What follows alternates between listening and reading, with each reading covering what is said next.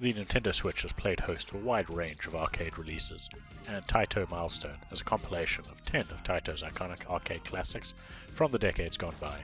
TAITO Milestones features several games that paved the way for TAITO's future successes and eventual arcade dominance.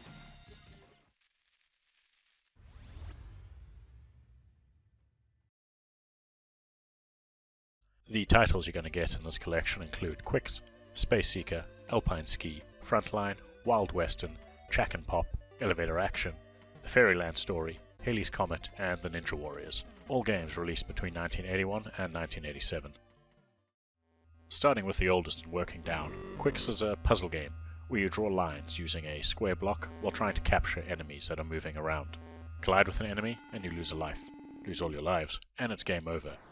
Now Quicks is legitimately fun, if not extremely dated.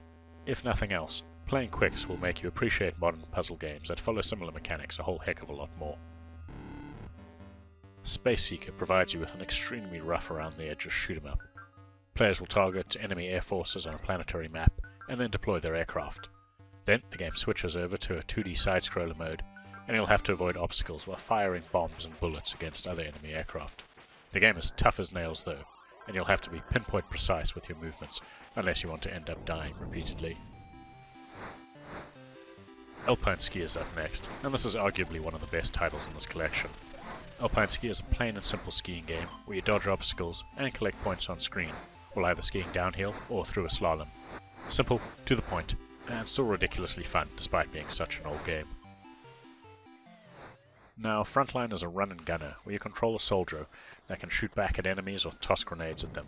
Enemies all spawn into an arena, and you'll need to defeat them all in order to progress. You can even take control of a tank later on, but simply getting to that point requires a lot of skill and patience. It's not the best game in the collection, but it is fun taking down tiny pixelated enemy soldiers. If you're just after fun factor, then you want to look towards Wild Western. In this title, you take on the role of a cowboy on a horse that has to defend a train from bandits and robbers. You ride your horse alongside the train and fire your gun across at enemies that spawn. Though of course, obstacles also spawn in front of you, and you'll have to avoid colliding with them or else you'll eventually take enough damage and die. It's a fun shooter where you need to pay attention to both your foes' movements as well as your own if you want to be successful and rack up a high score. Now, Chack and Pop is an intriguing title. Why the word chicken was turned into chackin' is anyone's guess, but you better be checking out your environment in this game, because you can only move in a limited way. Players will control a chicken that's able to drop bombs to the left and right, and can defy gravity, but only to a certain extent. Players will almost magically stick to walls and floors within reach, and will have to avoid enemies while trying to set a heart free.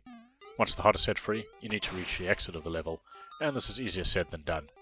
Overall, Chack and Pop is quite challenging, but also good fun. Elevator Action is a shooter with a pretty simple design.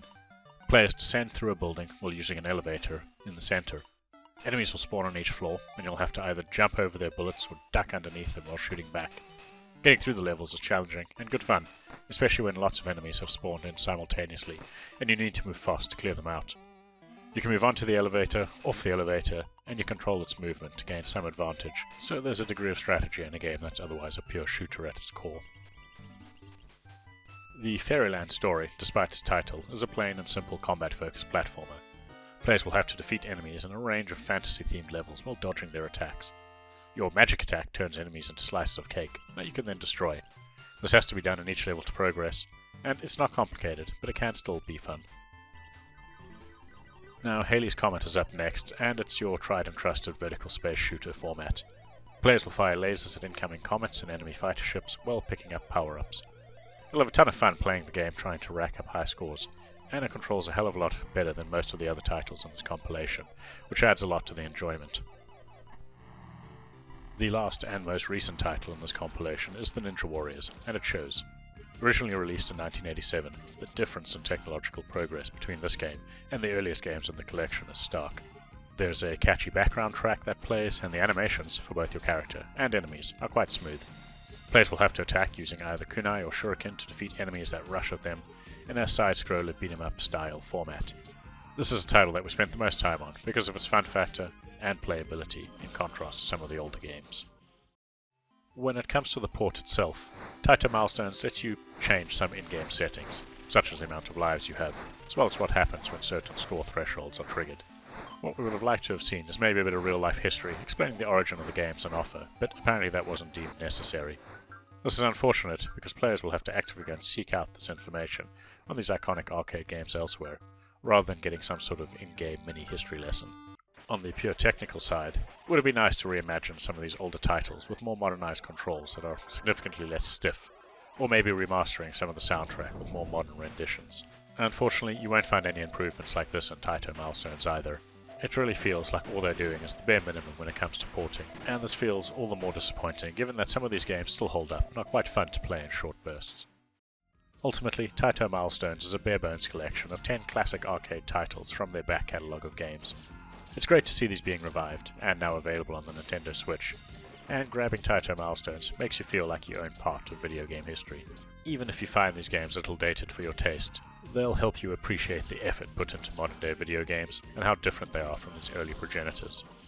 Despite the lack of any attempt at modernization, TAITO Milestones is definitely worth picking up if you are a fan of retro video games, especially since you can play it on the go on the Nintendo Switch, and all these ports run perfectly fine.